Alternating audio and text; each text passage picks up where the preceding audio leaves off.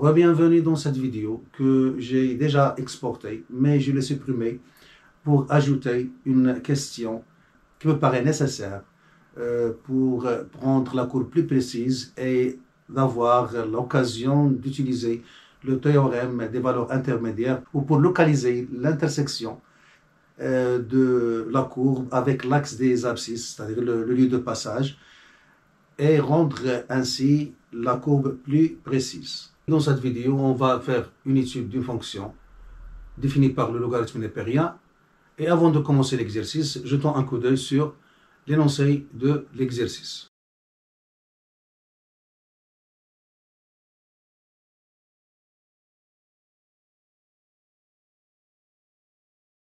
On commence par la première question de l'exercice. Alors, il nous donne comme hypothèse la fonction f définie par f de x égale ln de la valeur absolue de x moins 2, moins x moins 1 sur x moins 2. Et il nous demande de déterminer son domaine de définition. Alors, on sait que le logarithme il est défini pour les nombres x strictement positifs.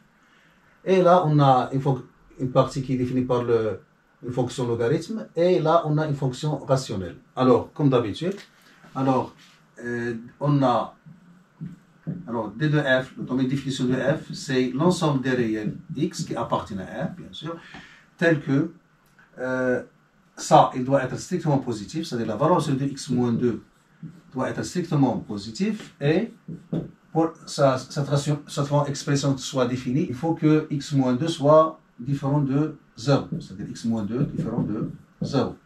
Alors ça veut dire x appartenant à R tel que... Alors, pour que la valeur absolue de quelque chose soit strictement positive, il suffit que ce quelque chose soit différent de 0, c'est-à-dire ça. Donc, ces deux conditions se résument en une, qui est x moins 2 différent de 0, c'est-à-dire x appartenant à R tel que x différent de 2.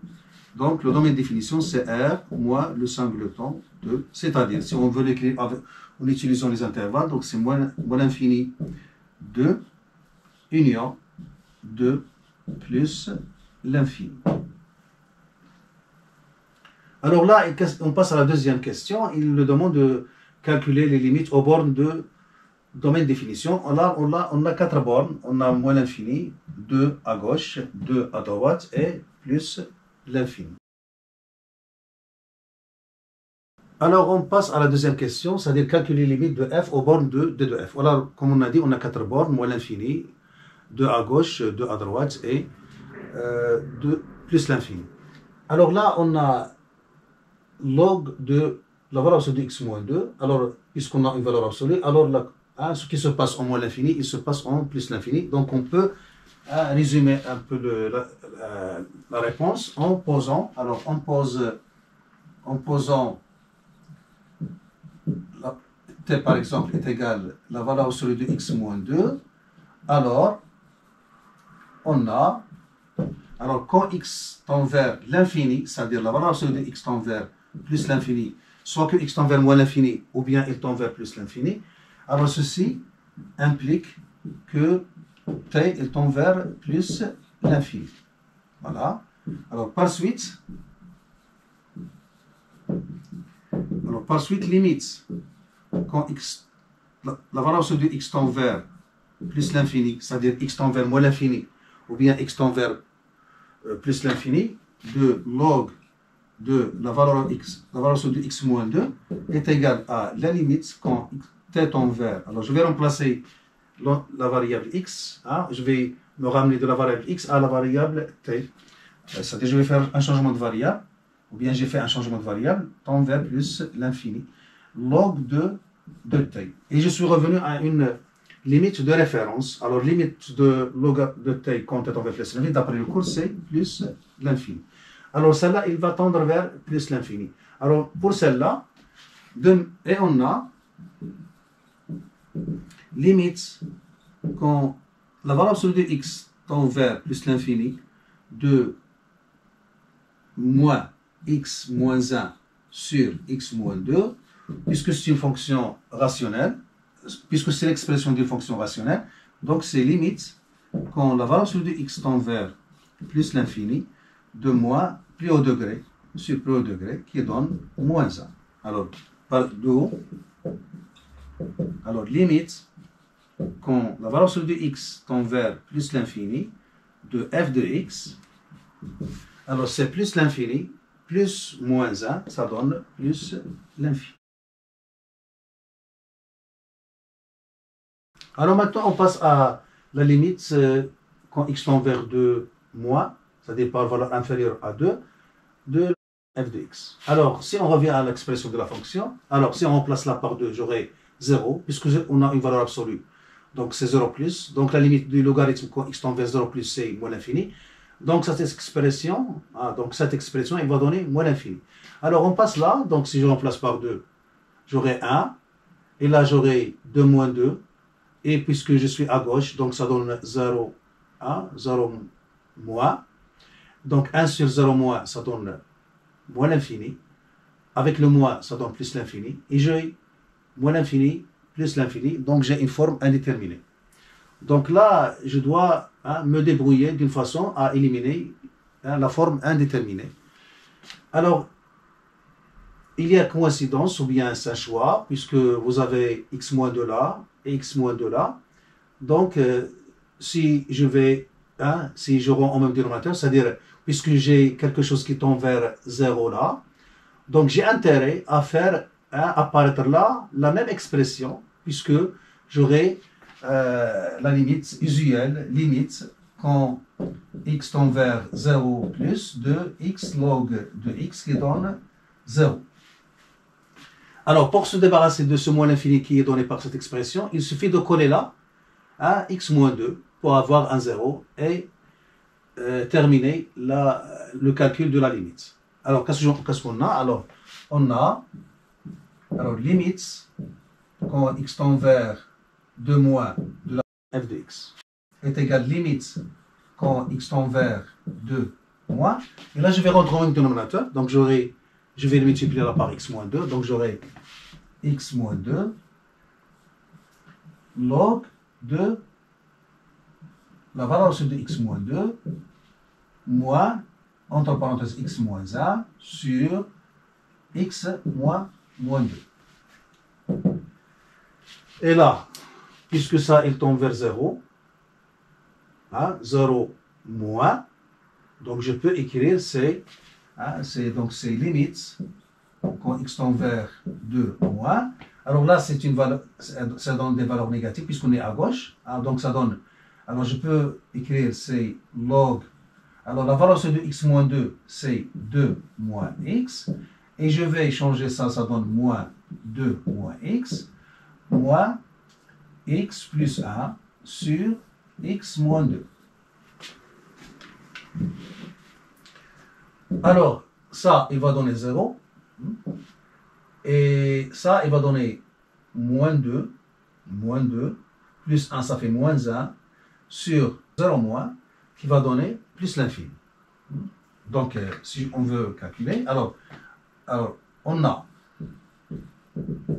limite, quand x tend vers 2 moins, de 2 moins x est égal, log de 2 moins x égale la limite quand t tend vers 0 plus, puisque 2 moins x il est positif, donc de t log de t qui est égal à 0. Là, on a posé t est égal à 2 moins x, c'est-à-dire en détail pour comprendre. Donc ça, il va donner 0. Donc cette quantité, il va donner 0. Donc qu'est-ce qu'il nous reste? Il nous reste, là c'est moins 2, plus 1 ça fait moins 1, sur 0 moins. Alors 0 moins, c'est une technique, puisque vous avez une fonction affine, donc une technique qui est valable, sans faire un tableau de signes, puisque on est à gauche, donc on va remplacer là par moins l'infini. Donc on va remplacer là par moins l'infini, donc ça donne, donc la limite ça donne, c'est moins l'infini. Donc la quantité sera négative, puisque c'est 0, donc c'est 0 moins. Donc j'aurai moins 1 sur 0 moins qui donne plus l'infini. Alors, par suite, alors limite, quand x tend vers 2 moins, de f de x. Alors on a dit moins 1 sur 0 moins qui donne plus l'infini.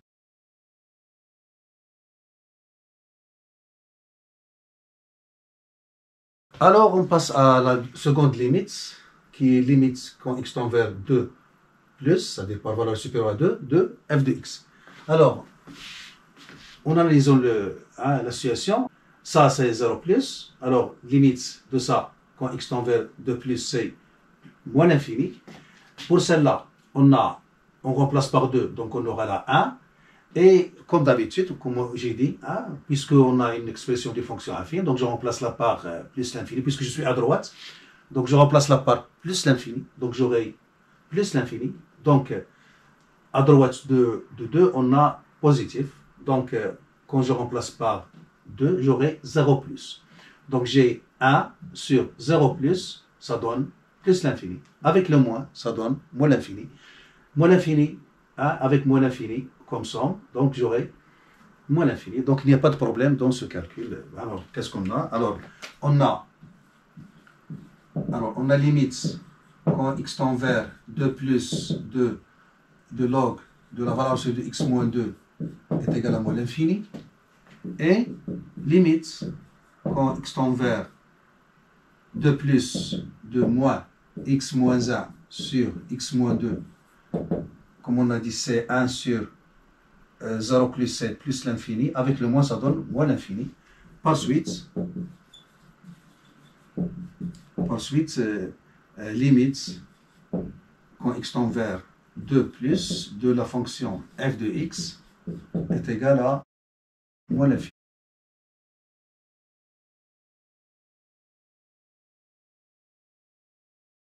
Alors maintenant, on passe à la troisième question qui nous demande d'étudier les branches infinies de la courbe C de f. Alors, on sait qu'on a une branche infinie quand l'un des deux variables, soit x, soit y qui est f de x, tend vers l'infini. Alors, on a déjà quelque chose qui est prêt, c'est on a trouvé que limite quand x tend vers 2 moins de f de x est égal à plus l'infini, et limite quand x tend vers 2 plus de f de x égale à moins l'infini. Alors, de ça, on déduit que la courbe admet une asymptote verticale d'équation x égale à 2. Alors, par suite, voilà une conséquence. Alors, C de f admet une asymptote verticale d'équation cartésienne x égale à 2. Alors maintenant, on passe à la branche infinie au voisinage de moins l'infini. Alors, branche infinie au voisinage de moins l'infini. Alors, premièrement, on a limite quand x tend vers moins l'infini de f de x, on a trouvé que c'est plus l'infini. Alors maintenant, on passe à la deuxième étape, c'est-à-dire on va calculer. Alors calculons limite quand x tend vers moins l'infini de f de x sur x. Alors, si on trouve un nombre, si on trouve l'infini, donc on aura une branche parabolique suivant l'axe des y, c'est-à-dire l'axe des ordonnées. Si on trouve 0, voilà, c'est un rappel, si on trouve 0, donc c'est une branche parabolique suivant l'axe des x, l'axe des abscisses. Si on trouve un nombre petit a, non nul, alors on va calculer la limite quand x tend vers moins l'infini de f de x moins ax. Si on la trouve b, donc c'est une asymptote d'équation y est égal à ax plus b.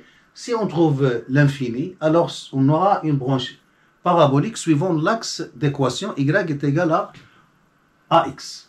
Alors, calculons cette limite. Alors, on va diviser ça par x et ça par x. Alors, on a limite quand x tend vers moins l'infini de f de x sur x est égal limite quand x tend vers moins l'infini de log puisqu'on est voisinage de moins l'infini, donc ça c'est négatif, donc ça devient 2 moins x, donc c'est 2 moins x sur x moins x moins 1 sur x moins 2 sur x, et je l'écris comme ça. Voilà. Alors moi, puisque logarithme est une fonction faible, voisinage de l'infini devant x, donc je sais que ça, il va donner 0, mais on doit le montrer. Ça, c'est une fonction qui est usuelle, classique, donc plus haut degré sur plus haut degré. Alors, d'une part, on a limite quand x tend vers moins l'infini de moins x moins 1 sur x facteur de x moins 2 est égal limite quand x tend vers moins l'infini de moins, alors plus haut degré c'est en haut c'est x, en bas c'est x carré, qui donne limite quand x tend vers moins l'infini de moins 1 sur x, et ça donne 1 sur l'infini, ça donne 0. Alors il nous reste ça. Alors ça, il va tendre vers plus l'infini. Hein, 2 moins x tend vers plus l'infini, donc log de quelque chose qui tend vers plus l'infini. Alors pour se débarrasser du problème, on doit diviser par la même expression, parce qu'on sait que la limite, quand x tend vers plus l'infini de log de x sur x, c'est 0. Alors, ce qu'on a là, on doit l'avoir là. Donc j'ai 2 moins x sur x, log de 2 moins x sur x, donc log de 2 moins x divisé par 2 moins x multiplié par 2 moins x sur x. Et j'aurai comme ça, et on a, alors limite quand x tend vers moins l'infini de log de 2 moins x sur x est égal limite quand x tend vers moins l'infini de log de 2 moins x sur 2 moins x multiplié par 2 moins x sur x. Alors là, je me suis débarrassé du problème là, puisqu'il va donner 0, hein, d'après cette limite usuelle. Et là, c'est l'expression des fonctions rationnelles qui va donner p au degré c'est moins x. Et le monombre de p au degré c'est x, donc c'est moins x sur x qui donne moins 1. Donc j'aurai 0 fois moins 1 qui donne 0. Alors ça donne 0 fois moins 1 qui donne 0. Par suite, limite quand x tend vers moins l'infini de f de x sur x est égal à 0. D'où, voilà, au voisinage de moins l'infini, la courbe de f admet une branche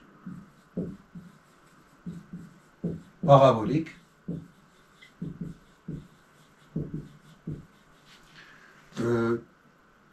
on dit horizontale, suivant l'axe des abscisses. C'est-à-dire, on peut dire une branche parabolique horizontale. On peut dire aussi branche parabolique de direction l'axe des abscisses. Alors maintenant, on passe à l'étape suivante, c'est-à-dire déterminer la branche infinie de f au voisinage de plus l'infini. Alors, on a déjà trouvé que, premièrement, limite, on a déjà trouvé ça, limite quand x tend vers plus l'infini de f de x est égal à plus l'infini, puisque là c'est plus l'infini, là c'est 1, donc le plus l'infini moins 1 c'est plus l'infini. Alors on passe à l'étape suivante, c'est-à-dire calculant limite quand x tend vers plus l'infini de f de x sur x. C'est-à-dire on va faire la même chose qu'on avait fait avec moins l'infini. Alors on a limite quand x tend vers plus l'infini de f de x sur x est égal limite quand x tend vers plus l'infini. Alors je passe à l'expression de f, donc c'est log. Alors puisque c'est x moins 2, il est positif au voisinage de plus l'infini, donc je peux l'écrire x moins 2 sur x moins 1 sur x facteur de x moins 2. Je peux écrire limite, alors toujours le même truc, x moins 2 il tend vers plus l'infini, donc log de x moins 2, pour se débarrasser du problème, je dois diviser par quelque chose qui est égal à x moins 2, donc j'aurai log de x moins 2, et je divise par x moins 2 pour avoir la limite égale à 0, multiplié par x moins 2 sur x moins x moins 1 sur x au carré moins 2x. Alors, puisque limite quand x tend vers plus l'infini de log de x moins 2 sur x moins 2 est égal à 0, et limite de ça, hein, limite quand x tend vers plus l'infini de x moins 2 sur x est égal à limite quand x tend vers plus l'infini de x sur x est égal à 1, et limite quand x tend vers plus l'infini de x moins 1 sur x carré moins 2 est égal limite quand x tend vers plus l'infini du x sur x carré, qui est égal limite quand x tend vers plus l'infini de 1 sur x, qui est égal à 1 sur l'infini, qui est égal à 0. Alors, c'est une réponse. Alors limite quand x tend vers plus l'infini de f de x sur x est égal à 0 fois 1 moins 0, qui est égal à 0. Alors, comme le cas de moins l'infini, alors, do voisinage de plus l'infini, la courbe de f admet une branche parabolique horizontale suivant l'axe des abscisses. On peut dire aussi branche parabolique de direction l'axe des abscisses. Voilà. On passe à la quatrième question qui nous demande d'étudier la dérivabilité de f sur son domaine de définition et de calculer sa dérivée. Alors, un petit rappel là, hein, puisque avec les conditions de dérivabilité, alors le calcul, donc on a la dérivée de cette fonction, donc c'est u' sur et la dérivée de ax plus b sur cx plus d, donc avec les puisque c'est une fonction rationnelle, donc les dérivées sur son domaine de définition, et on a une expression de sa dérivée, donc c'est a le déterminant, c'est-à-dire sur cx plus d au carré. Voilà, parmi les formules de calcul de dérivée, on a ça. Donc on va utiliser, après avoir justifié la dérivabilité de f sur son domaine de définition. Alors, on passe à la justification de dérivabilité avant le calcul. L'expression de f est définie par deux expressions, la première et la deuxième. On sait que la fonction composée, c'est-à-dire log de rang u, est dérivable si cette fonction est dérivable et strictement positive sur l'intervalle où on travaille. C'est le cas ici. Alors, puisque la fonction u qui a x fait correspondre x moins 2 est dérivable sur d de f, et la valeur absolue de u est strictement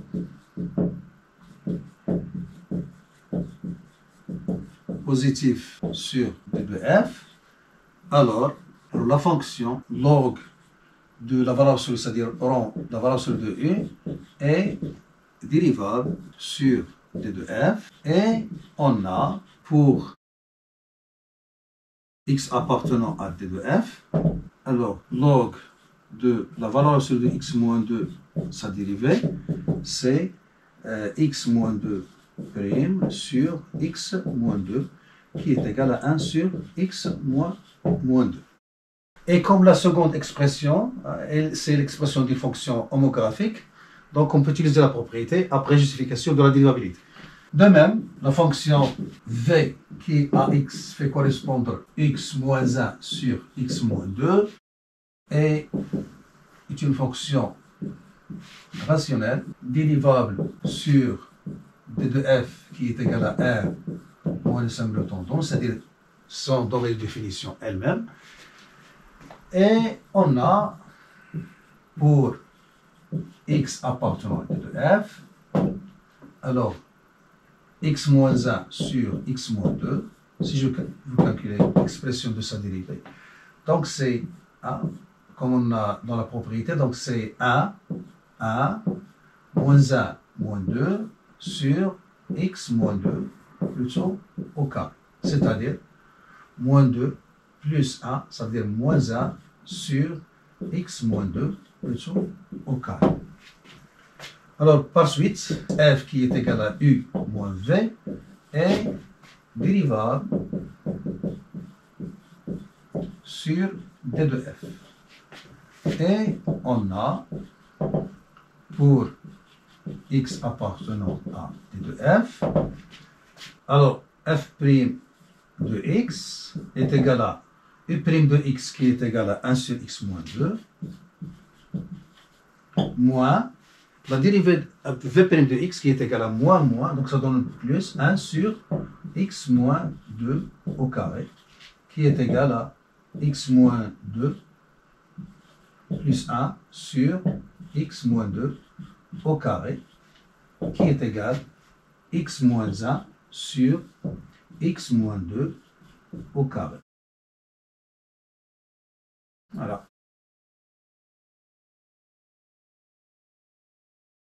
Alors on arrive à la question suivante, la cinquième, qui nous demande de dresser le tableau de variation de f. Alors, voilà le tableau de variation de f, comme d'habitude, donc f' et f. Le domaine de définition de f, moins l'infini plus l'infini, en excluant le 2. Alors maintenant, il nous reste le signe de f' pour déduire la monotonie de f, le sens de variation de f. Alors là, on a, quel que soit x appartenant à r moins le singleton 2, on sait que f' de x est égal à x moins 1 sur x moins 2 au carré. Donc vous voyez que le signe de f' il dépend de x moins 1. Alors, on a pour x appartenant à d de f, alors f' de x est supérieur ou égal à 0, ceci veut dire que x moins 1 sur x moins 2 est supérieur ou égal à 0. Cela veut dire que x moins 1 est supérieur ou égal à 0. Donc cela veut dire que x est supérieur ou égal à 1. Donc là, on doit représenter le 1 là. Quand x est supérieur ou égal à 1, donc il est positif. Quand il est inférieur à 1, c'est négatif. Là, je gagne tout. J'ai gagné une équation et j'ai gagné deux équations, f' de x supérieur ou égal à 0. J'ai gagné aussi f' de x inférieur ou égal à 0. Et j'ai gagné une équation, c'est-à-dire f' de x égale à 0. Alors, f' de x égale à 0, ça veut dire que x égale à 1. f' de x inférieur ou égal à 0, ça veut dire que x inférieur ou égal à 1. Alors, il vaut mieux utiliser cette méthode pour gagner du temps et l'effort et trouver le signe de f' facilement. Alors, qu'est-ce qu'on a? Alors, on a dit que là, c'est positif, et là, bien sûr, c'est 0, et là, c'est négatif, puisque f' est déjà une fonction qui est continue sur son domaine de définition, donc il ne peut passer de plus à moins que s'il passe par 0. Donc, il passe en 0 quand x est égal à 1. Et là, donc, c'est décroissante, il est décroissante, là, c'est croissante, là, c'est croissante. Alors, l'image de 1, quand je calcule, donc c'est 1 moins 2, ça fait moins 1. La valence de moins 1 est égale à 1. Log de 1, c'est 0. Et là, c'est 1 moins 1. Donc, ça donne 0. 0 sur moins 1, ça donne 0. Là, on a trouvé c plus l'infini. La limite quand x tend vers moins l'infini de f de x, c'est plus l'infini. Limite quand x tend vers 2 par valeur inférieure, la limite, ça donne plus l'infini. Là, il nous a donné la limite quand x tend vers 2 plus, c'est-à-dire par valeur supérieure, il a donné moins l'infini. Et là, il a donné plus la limite quand x tend vers plus l'infini. La limite de f de x, c'est plus l'infini. Et voilà le tableau de variation de f.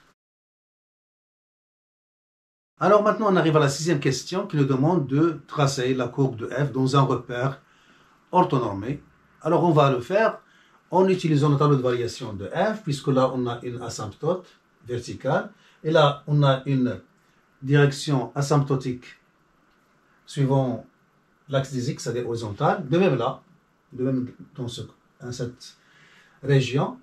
Et là on a une tangente qui est horizontale au point 1, 0. Donc là c'est infini, donc on passe aux branches infinies. Là c'est fini, puisqu'on a 1, donc l'ordre x il est fini, il tend vers fini, une valeur finie. F de x tend vers une valeur finie, donc les deux variables tendent vers des valeurs finies.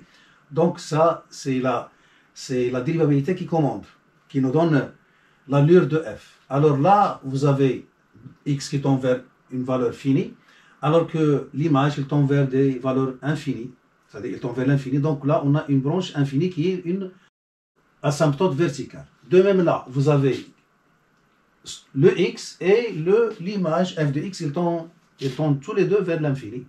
Donc on a une branche infinie qui est une branche parabolique horizontale suivant l'axe des x. Alors si on considère ça comme l'axe des abscisses, alors le 0 est là, donc l'axe des ordonnées, on peut le tracer là. Donc dans le brouillon, on fait ça pour ceux qui ont un problème pour construire la courbe. Alors là, ça c'est l'asymptote verticale, donc je vais la prolonger. Voilà.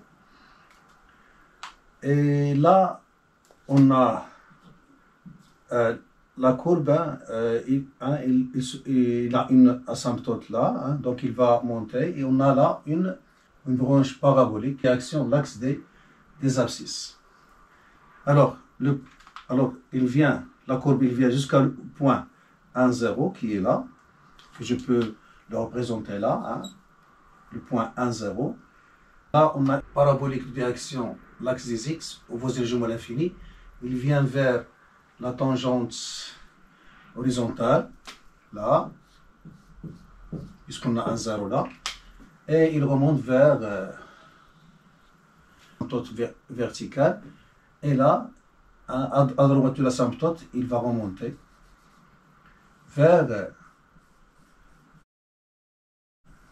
infini de direction l'axe. Et vous voyez que là, la courbe, il coupe l'axe des x en point d'abscisse alpha. Sujet de la question 6, on de montrer que dans l'intervalle 2 plus l'infini, il existe un seul alpha, tel que f de alpha égale à 0, tel que f de alpha égale à 0, et ce alpha, il est compris entre 5 et 6. Et c'est l'occasion d'utiliser le théorème TVI, le théorème des valeurs intermédiaires TVI. Alors, il vient le jour de la sixième question. Il nous demande de montrer que l'équation f de x égale à 0 admet dans l'intervalle 2 plus l'infini une solution unique alpha avec alpha comprise entre 5 et 6. Alors là, il y a un mot à dire. Pour Sciences Maths, ils n'ont pas de problème puisqu'ils utilisent la notion de bijectivité d'une fonction, bien d'une application. Alors, il suffit de montrer que, puisque f est continu sur l'intervalle 2 plus l'infini, et f il est strictement croissant sur 2 plus l'infini, donc la restriction de f à l'intervalle 2 plus l'infini réalise une bijection de l'intervalle 2 plus l'infini vers, d'après l'étude faite, vers R, c'est-à-dire moins l'infini plus l'infini. Et puisque 0 appartient à R, donc il admet un unique antécédent alpha dans 2 plus l'infini. Et c'est fini. Mais pour les autres filières, donc il y a un problème, puisqu'on n'a pas le droit d'utiliser la bijectivité de la restriction de f à 2 plus l'infini. Alors, on va amener, c'est-à-dire se débrouiller d'une façon à avoir le même résultat, mais d'une autre manière. Alors, puisqu'il nous donne alpha, il est compris entre 5 Et 6, donc on revient au cas donné dans le cours, c'est-à-dire on va prendre un intervalle, l'intervalle 5, 6, et on va montrer que dans l'intervalle 6 plus l'infini, la fonction ne s'annule pas, et dans l'intervalle 2, 5, la fonction ne s'annule pas, et on va montrer qu'il s'annule une seule fois sur l'intervalle 5, 6, en utilisant le second cas du théorème TVI. Alors, on a f de 5 égale, alors c'est log de 3 moins 4 sur 3. Moins 4 sur 3. Avec, donc la valeur de log de 3 il est inférieur à 4, donc c'est négatif. Et puisque f est strictement croissante sur l'intervalle de 5, alors, quel que soit x appartenant à l'intervalle de 5, f de x inférieur à f de 5. C'est-à-dire,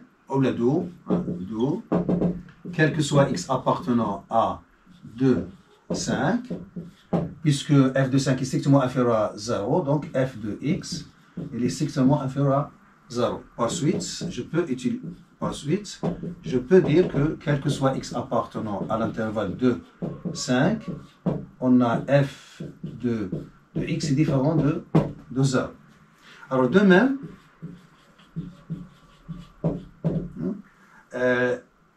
f de 6 égale, alors je remplace, donc c'est log de 4 moins, alors là ça donne 5 sur, alors ça donne 4. Avec la valeur de 4 supérieure à ça, donc ça donne strictement positif. Puisqu'il nous donne les valeurs de f de log de 3 et log de 4 dans l'énoncé. Alors par suite, donc, et puisque la même technique, puisque f est strictement croissante sur 6 plus l'infini, alors quel que soit x appartenant à l'intervalle 6 plus l'infini, f de x est supérieur strictement à f de x. D'où, quel que soit x appartenant à 6 plus l'infini, on a f de x est strictement supérieur à 0, puisque f de 6 est strictement supérieur à 0. D'où, alors, par suite, je peux dire que quel que soit x appartenant à l'intervalle ouvert 6 plus l'infini, on a f de x est différent de 0. Donc, hors l'intervalle 5, 6, la fonction ne s'annule pas. Donc là, on revient au cas simple de l'application de TVI dans l'intervalle 5, 6. Troisième étape, alors on a la première chose, f est continu sur l'intervalle 5, 6. Deuxième chose, f est strictement croissante sur l'intervalle 5, 6. Et la troisième chose, f2, 5, f2, 6 est strictement inférieur à 0. Strictement inférieur à 0. Donc, d'après TVI, théorème des valeurs intermédiaires, alors il existe un unique alpha appartenant. Alors, puisqu'on a strictement inférieur à 0, c'est-à-dire alpha qui annule la fonction f sur l'intervalle 5, 6, il est différent des bords, puisque f de 5 est différent de 0, f de 6 est différent de 0. Donc, alpha, il appartient à 5, 6 ouverts, tel que f de alpha égale à 0.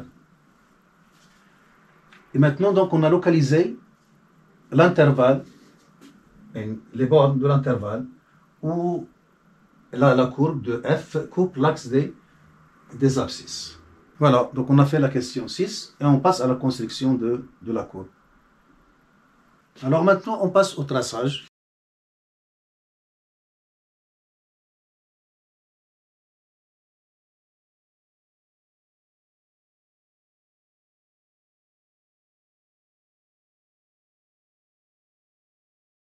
Voilà, on s'arrête là. J'espère que vous avez tiré profit.